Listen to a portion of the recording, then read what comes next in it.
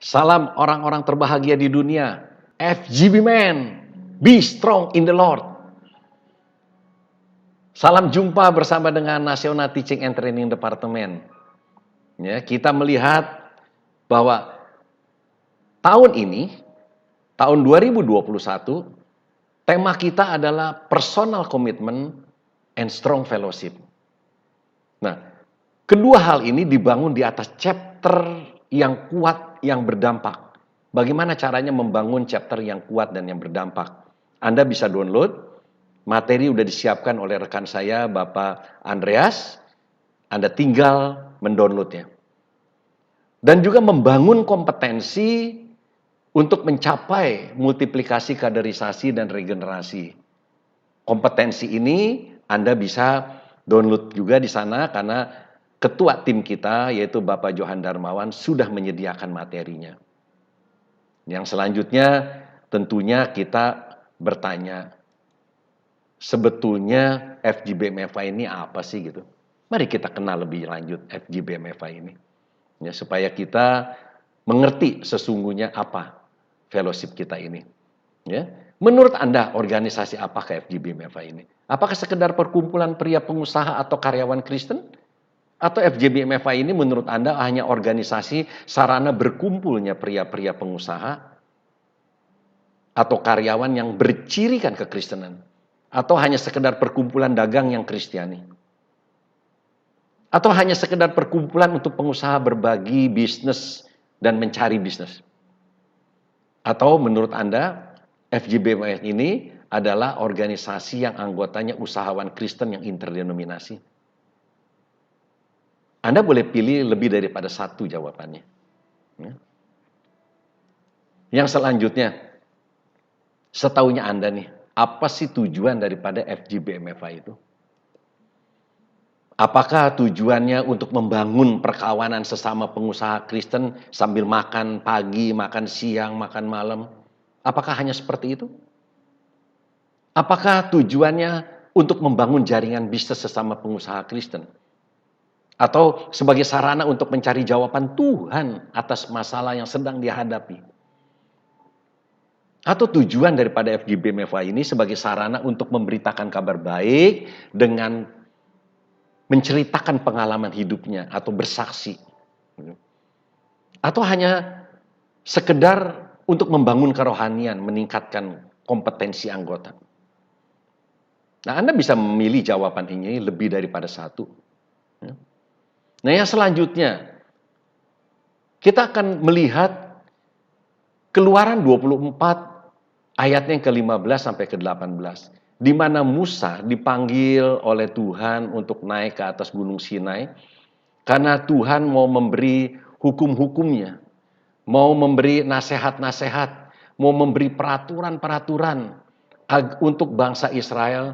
Supaya mereka tahu kehendak Tuhan, hati Tuhan. Nah, yang selanjutnya di dalam Keluaran 25 ayat ke-8, Tuhan mengatakan demikian. Dan mereka harus membuat tempat kudus bagiku supaya aku diam di tengah mereka. Membangun tempat kudus supaya Tuhan tinggal di tengah-tengah umatnya, itu adalah inisiatif Tuhan. Nah, yang jadi pertanyaan, apa saja yang diperlukan untuk membangun itu? Bagaimana rupa bangunannya? Dari mana materialnya? Bagaimana cara membuatnya? Dan siapa yang mengerjakannya? Tentu banyak persoalan. Kalau Anda melihat di dalam Keluaran 25, 26, 27 dan terus selanjutnya, begitu detail Tuhan memberikan bagaimana cara membangun dan material apa yang harus digunakan untuk tempat kudusnya Tuhan ini. Begitu rumit. Dan tapi ternyata di dalam Keluaran 36 Tuhan sudah siapkan semuanya itu. Dalam Keluaran 36 Tuhan sudah siapkan orang-orang yang akan bekerja. Tuhan sudah siapkan materinya untuk pembangunan ini. Bahkan di dalam Keluaran 36 ayatnya yang keempat sampai ke-7 ya, kita melihat bagaimana Tuhan orang-orang Israel pada saat itu begitu antusias untuk pembangunan ini Sampai-sampai Musa harus menyetop. Terlalu banyak yang Anda kirim. Terlalu banyak yang Anda berikan materi-materinya. Sehingga Musa harus menyetop. Nah, oleh sebab itu yang jadi pertanyaan sekarang bagaimana membangunnya itu terjawab. Bahwa visinya datang dari Tuhan. Kebutuhannya Tuhan yang sediakan, pekerjanya Tuhan yang siapkan, begitu juga realisasinya Tuhan yang pimpin. Pola seperti inilah yang Tuhan gunakan pada waktu Demos menghadap Tuhan mengenai FGBMFI ini. Jadi FGBMFI dibangun dengan pola yang sama. Tuhan memberikan visinya, Tuhan memberikan kebutuhannya, Tuhan memberikan orang-orang yang bekerjanya, Tuhan menyiapkan realisasinya dan Tuhan mau pimpin sendiri. Jadi kalau begitu sesungguhnya FGBMFI ini adalah membangun bait Roh Kudus. Membangun bait Roh Kudus berarti kita membangun manusia rohani. Oleh sebab itu, di dalam 1 Korintus 3 ayat yang ke-16, firman Tuhan berkata demikian, "Tidak tahukah kamu bahwa kamu adalah bait Allah dan bahwa Roh Allah diam di dalam kamu?" 1 Korintus 6 ayat yang ke-19, "Atau tidak tahukah kamu bahwa tubuhmu adalah bait Roh Kudus yang diam di dalam kamu, Roh Kudus yang kamu peroleh dari Allah, dan bahwa kamu bukan milik kamu sendiri." Nah, jadi jelas bahwa membangun FGBMFI sesungguhnya kita membangun manusia rohani. Membangun manusia rohani, maka terbangunlah FGBMFI. Nah, sekarang untuk membangun tentu dibutuhkan tempat, desain, material, pelaksananya, dan pemimpinnya. Membangun apapun dibutuhkan ini. Nah, membangun FGBMFI tentunya tempatnya adalah orang yang memiliki Roh Kudus. Karena kita mau membangun manusia rohani. Desainnya melalui visi dan nubuatan-nubuatan yang Tuhan berikan kepada Bapak Demos Sakarian. Jelas. Materialnya.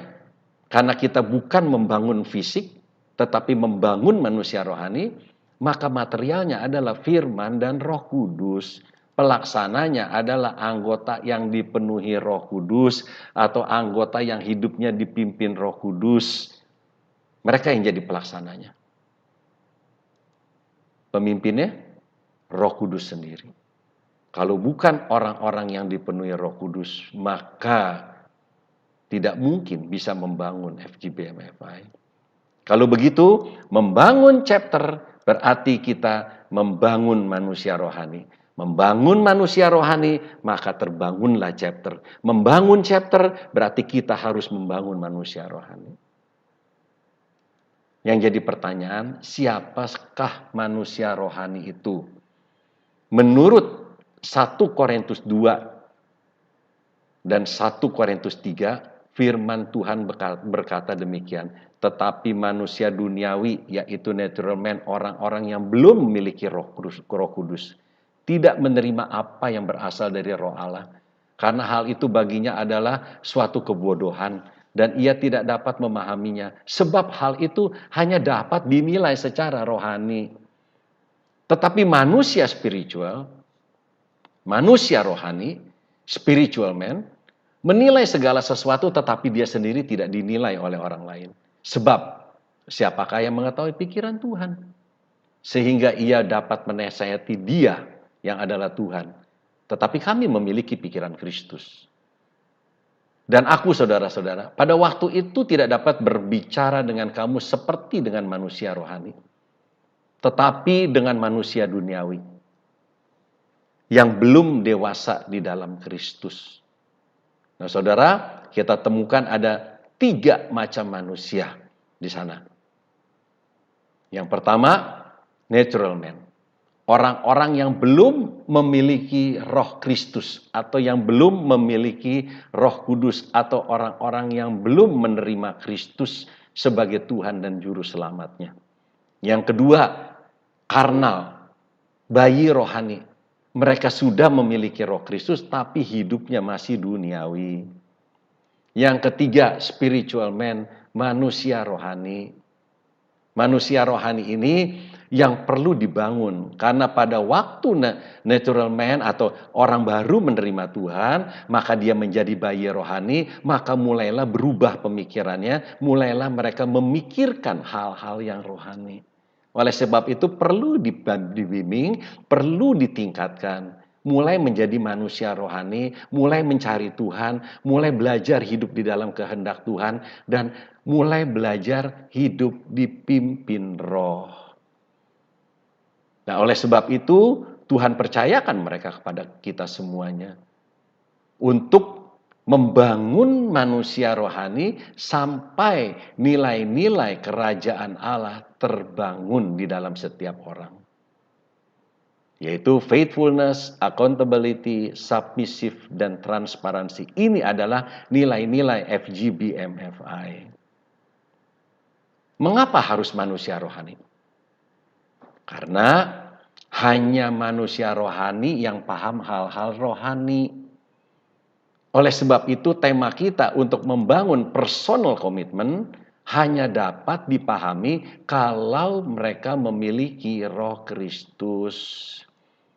Melalui chapter kita, melalui bangunan ini, kita membangun personal commitment, yaitu calling. Kenali panggilan Anda. Lakukan apa yang menjadi panggilan Anda. Yang jadi pertanyaan, sudahkah Anda lakukan itu? Sebelum Anda lakukan, sudahkah Anda kenali panggilan Anda di FGBMFI ini? Yang selanjutnya, karakter. Jangan pikirkan berbuah. Berubahlah, maka kamu pasti akan berbuah. Karena berbuah itu adalah buah Roh Kudus. Hasil daripada perubahan. Kalau kita tidak berubah, tapi kita ingin berbuah, akhirnya kita fokus berbuah, kita lupa berubah. Dengan lain perkataan, kita ingat buahnya, kita lupa melekat kepada pokoknya. Itulah sebabnya berubahlah agar dapat berbuah.